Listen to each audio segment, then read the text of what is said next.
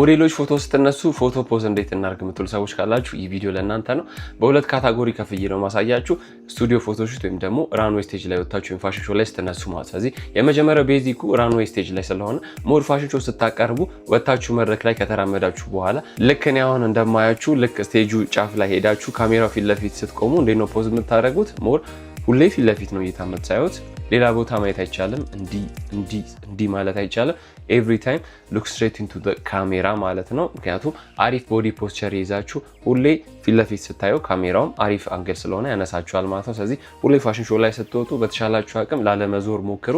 ስትሬት እያያችሁ ቀጥታ ሄዳችሁ ወክ አድርጋችሁ እዛው ካሜራው ፊት ቀጥ ብላችሁ ፖስቸራችሁ እንዲሆን አለበት።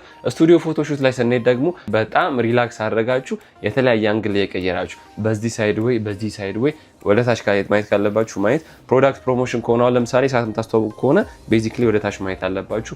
ልብስም ከሆነ እንዲከፍታችሁ የምታዩት ፓርቲ ይኖራል። ስለዚህ ቤዚክ መርሳት የሌለባችሁ ነገር ምንድነው? አንደኛ ትሪያንግል ሩልን አትርሱ።